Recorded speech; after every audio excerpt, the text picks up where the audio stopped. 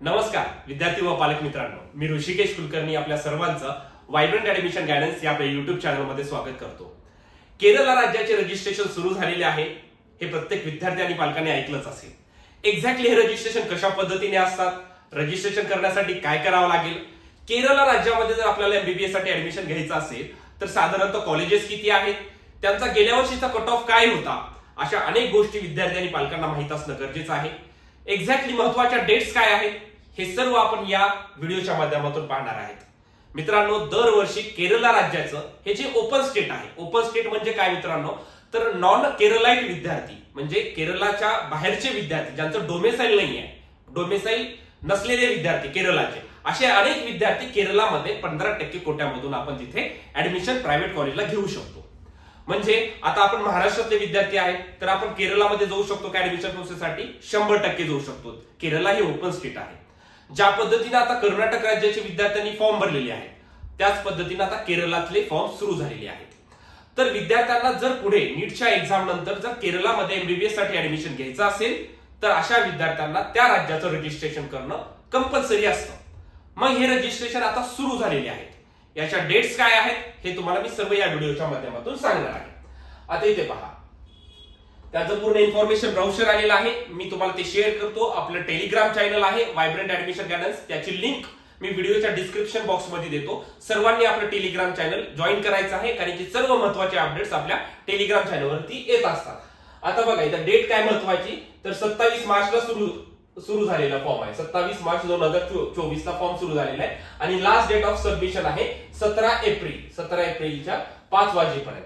27 तारखेपासून 17 एप्रिल पर्यंत हे आपल्याला फॉर्म केरळचे फॉर्म भरता येतात मित्रांनो। तर हे फॉर्म सर्व विद्यार्थ्यांनी भरायचे आहेत। ज्या विद्यार्थ्यांना हे फॉर्म भरताना काही डाऊट येत असेल, फॉर्म कसा भरला पाहिजे, यासाठी तुम्ही व्हायब्रंटच्या आपल्या कुठल्याही ऑफिसला कॉल करा।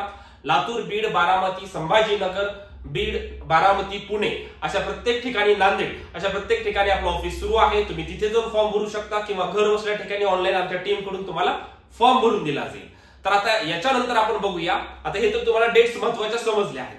आता या केरळमध्ये कुठले कुठले कॉलेजेस आहेत, त्यांचा कट ऑफ काय होता आणि फी स्ट्रक्चर कशा पद्धतीने होता, सर्व राज्याचं जर कंपॅरिझन केलं तर सर्वात कमी फीस ही केरळ राज्याची एमबीबीएस कोर्ससाठी आहे। तर एक्झॅक्टली कसं आहे ते पण आपण लगेच क्लिअर करूया मित्रांनो। आता पहा, व्हायब्रंट मध्ये तुम्हाला आम्ही प्रत्येक गोष्ट क्लिअर करून देण्याचा प्रयत्न करतो, जेणेकरून तुम्हाला सर्व गोष्टी समजणं गरजेचं आहे। केरळमध्ये ऍडमिशन घ्यायचं, अनेक विद्यार्थी फॉर्म भरतात पण त्याचा बेसिक सिनेरिओ माहित असणं गरजेचं आहे।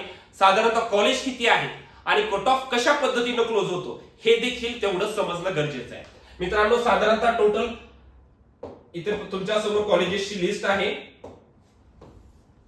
ठीक आहे। आता इथे पहा, प्रत्येक कॉलेज आपण दिलेलं आहे, साधारणतः 18 कॉलेजेस आहेत। प्रत्येक कॉलेजची आपण इथं फीस दिलेली आहे। लास्ट इयरचा कट ऑफ समजून घ्या। मॉपअप राऊंड मध्ये सर्वात शेवटचा कट ऑफ होता मित्रांनो 531 मार्क। अल अझहर मेडिकल कॉलेज सर्वात कमी मार्क्सला म्हणजे 531, कमी म्हणजे एकदम ते पण चांगला स्कोर आहे, परंतु बॉटम लाईनचा जर विचार केला तर 531च्या खालच्या विद्यार्थ्यांचा केरळ राज्यामध्ये एमबीबीएस साठी नंबर लागला नाही, हे देखील तेवढं समजून घेणं गरजेचं आहे। मग यांची फीस काय आहे तर 7,77,000 अशी फीस आहे, ठीक आहे। अशा पद्धतीनं तुम्हाला इथे प्रत्येक कॉलेजचं सर्वात, आता याच्यामध्ये जर सर्वात कमी बघितलं तर कॉलेजची फीस हे पीके दास कॉलेजची आहे, त्यांची फीस कमी आहे। तर एक्झॅक्टली किती बघा,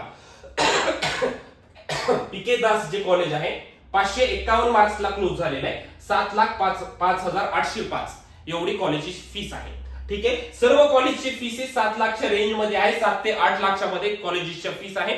करेक्ट 7 लाख म्हटलं तर पीके दास या कॉलेजची फीस आहे। क्लोजिंग कट ऑफ होता 531 आणि मॉपअप राऊंड मध्ये सर्वात शेवटचं कॉलेज क्लोज झाले जुबली मिशन जे सर्वात जास्त 610 मार्क्सला, कॉलेज खूप चांगलं आहे, ते 610 मार्क्सला क्लोज झालेलं आहे।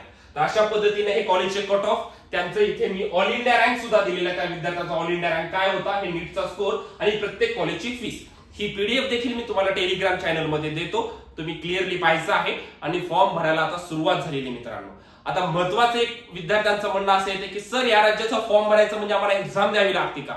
मित्रांनो बिलकुल नाही। नीट ही एकमेव ऑल इंडिया लेवलची एक्झाम आहे, त्याच्या थ्रू सर्व ऍडमिशन प्रोसेस होते, परंतु बाहेरच्या राज्यामध्ये जर तुम्हाला ऍडमिशन करायचं असेल तर त्या राज्याचं रजिस्ट्रेशन करणं हे कंपल्सरी असतं। त्यामुळे हे आता रजिस्ट्रेशन सुरू झालेले आहे, सर्व विद्यार्थ्यांनी रजिस्ट्रेशन करून घ्या। हे कंपल्सरी आहे का? हे बिलकुल कंपल्सरी नाही आहे. ज्या विद्यार्थ्यांची इच्छा आहे, ज्या विद्यार्थ्यांना तिथे ऍडमिशन घ्यायचं आहे, आपल्याला घ्यायची इच्छा असेल तरच त्या विद्यार्थ्यांनी रजिस्ट्रेशन करा. सर्वांसाठी हे बिलकुल कंपल्सरी नाही आहे. त्यामुळे हे त्यासाठीच तुम्हाला मी कट ऑफचा एक अंदाज तुम्हाला यावा आणि फी स्ट्रक्चर कशा पद्धतीने असतं हे समजावा, हा या पाठीमागचा दृष्टिकोन आहे. त्यामुळे व्हायब्रंट मध्ये ह्या तुम्हाला सर्व बेसिक गोष्टी आम्ही सांगण्याचा प्रयत्न करतोय. त्यामुळे विद्यार्थ्यांनो, काउन्सिलिंगसाठी आता ऍडमिशन प्रोसेसला आपण ऍडमिशन सुरू केलेले आहे. त्यामुळे ज्या विद्यार्थ्यांना नीट एक्झाम नंतर एकदम सोप्या पद्धतीने ऍडमिशन करायचं आहे, टेन्शन फ्री ऍडमिशन प्रोसेस करायची आहे आणि चांगल्यातलं चांगलं कॉलेज मिळवायचं असेल तरच आजच आपल्या व्हायब्रंट ऍडमिशन गायडन्स आपल्या ऑफिसला व्हिजिट करा, कॉल करा आणि आपलं ऍडमिशन निश्चित करा मित्रांनो. Thank you so much.